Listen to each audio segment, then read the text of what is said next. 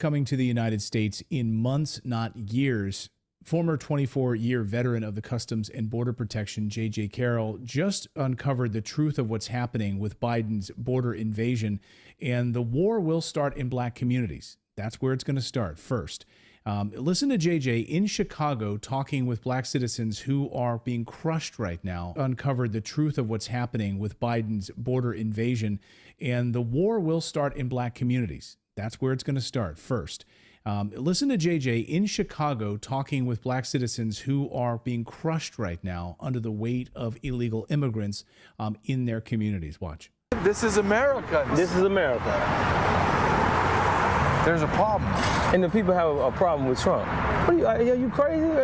Biden did this. This is not Trump. Exactly. The Democrat Party in this city hates poor black people. And I'm talking about all of the Democrat Party, the Black Caucus and everybody else. This is a fact. They have starved the people. How do you know that? How do you know that? Because I've been in politics for the last 25 years. Ran for city council twice.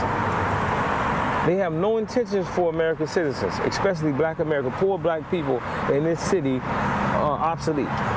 And JJ joins me now, fresh off of his trip. JJ, great to see you again. You know, you've obviously confronted some of the most unbelievable circumstances as it relates to the southern border in the United States, some of the most dangerous circumstances that you faced with arrests. How does Chicago, far away from the southern border, how does Chicago stack up with what you're used to at the southern border? Chicago's a war zone, and it is a forgotten, Trump called it the forgotten America, forgotten Americans. So the reason why I went to Chicago is I believe it's a ground zero of the invasion. This is the manifestation of treason. It's going to work from the coastlines in through the inner cities of major metropolitan areas. That gentleman that you showed, Mark Clayton, is an activist. Mark Carter, is an activist in Chicago. He took me down to the South Side. I had to be escorted down there because of the gang violence and all the issues. But their local government has poured over $3 billion into their community for illegal aliens, not their community, but for illegal aliens. And they are being systematically pushed out of their communities like Inglewood. It is something I have never witnessed before. I feel like I'm traveled, I'm smart, I've been places. I'm telling you, when you go down to the South Side, it is desolate, it is desperate, hopeless, violent. I would say 1 out of 4, 1 out of 5 houses are dilapidated and shuttered. The other 4 need to be shuttered. Businesses are closed and shuttered. There's no industry. They are bringing illegal aliens, majority from Venezuela, and they are moving them out of their communities. Let me give you an example. The city of Chicago paid black residents that were living in these dilapidated shacks, if you will, $1,000 to move out. Well, why would the landlords in Chicago want them to move out? $1,000. Because each illegal alien has $9,000 attached to them for rent assistance. $9,000. So they're moving them out and moving them in. Now, Clayton, I talked to mega church black pastors, street pastors, violent gang members that have come out of prison that are trying to reform their community, been in prison for murder for 21 years, another one murder for 26 years, and soup kitchen workers, everyone in between down on the south side of Chicago, black residents, black Americans. And they all say to me, to a man and woman, they say, we're going to war. And it took me back for a second, and I was like, okay, well, let's clarify what war is. And they said, whatever we have to do to maintain and protect our community. And a black pastor, the rooftop pastor, the AK rooftop pastor that Tucker Carlson interviewed for many, many months as he sat on top of a building during the winter months because of the prostitution crime that was across the street from his church, Pastor Brooks told me, we are within one black teenager being raped by these Venezuelan gangs or black Venezuelan gangs killing a black gang member or vice versa, and Chicago is going to explode. Everyone knows it, and isn't it coincidental, which I don't believe in coincidences, last week, DNC comes out and says, well, we're really kind of rethinking the Chicago DNC convention. We might do it remote. To a man and woman, they say, we're going to war. And it took me back for a second, and I was like, okay, well, let's clarify what war is. And they said, whatever we have to do to maintain and protect our community. And a black pastor, the rooftop pastor, the AK rooftop pastor that Tucker Carlson interviewed for many, many months as he sat on top of a building during the winter months because of the prostitution crime that was across the street from his church, Pastor Brooks told me, we are within one black teenager being raped by these Venezuelan gangs or black Venezuelan gangs killing a black gang member or vice versa, and Chicago is going to explode. Everyone knows it, and isn't it coincidental, which I don't believe in coincidences, last week, DNC comes out and says, well, we're really kind of rethinking the Chicago DNC convention. We might do it remote. They know it as well as I do, that this is a powder keg ready to explode. Away, 200 yards away is the illegal immigrant intake center. They have 5 tents that look like the beautiful white wedding tents with beautiful signage where they feed, clothe, and medicate them. And then if it's too cold, Clayton, they put them on 5 city buses that stay running 24 hours a day so they can warm up. U.S. citizens were knocking on the doors of the bus saying, please let me in, as illegal aliens were sitting there getting warm, eating freshly cooked food with brand new clothes, and our Americans are knocking on the bus. And you know what the bus driver said? Only illegal aliens allowed. This is not hyperbole. I'm not making this up. This is what's happening to our nation. And it's unfair. You and I can have a discussion, Clayton, about how much money we give, how do we fix the homeless problem? But the one discussion we can't have any disagreement on, do you take care of American citizens first? Or do you make them stay and sleep in the freezing cold while I take care of foreign nationals that broke our nation's laws and I give them everything they need?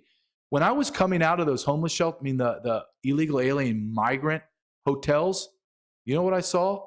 I saw men wearing very nice clothes, extremely clean, watches, jewelry. Another thing I saw, Clayton, they were jumping in and out of vehicles that they bought that had no license plates, no anything. And I'm told by Chicago PD officers, we're not allowed to stop them. We know who they are. They get to drive licenseless, plateless, anything. Just, it's anarchy. It's anarchy. And I will tell you this, I talked to several lieutenants within the Chicago PD, and they told me the plan was to have no plan, meaning just chaos. These are soldiers, frontline law enforcement guys telling me this is a disaster. And they tell me also the DNC comes in August. They said, prepare. It's going to be beyond insane. Crime, rampant, BLM, anarchists, illegal aliens, gang members says, we're not prepared. That's a quote. We are not prepared. You're seeing the DNC thinking about canceling their convention. And Lieutenant told me we are not prepared, and our federal partners are extremely concerned because we do not have a handle on anything.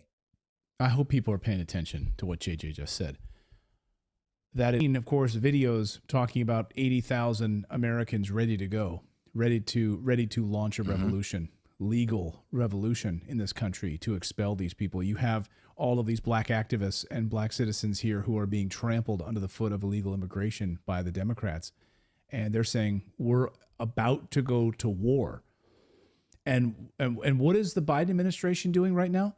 Literally the same day I'm talking to you, Rachel Levine, who's the Surgeon General or whatever the hell he is issuing a statement saying the number one threat to black Americans right now is climate change. So this is, I'm not making that up. It's funny. You got to laugh or you're going to cry. I know, like, this is how out of touch these people are. I mean, I hope next time once the treason documentary is done, I hope you go to these black communities in Chicago and do another documentary on how climate change is the number one thing that's affecting them right now. Are they talking about what's coming? Are they actively preparing for something? I mean, you talk about this sort of tinderbox moment. I guess I'm more worried about sort of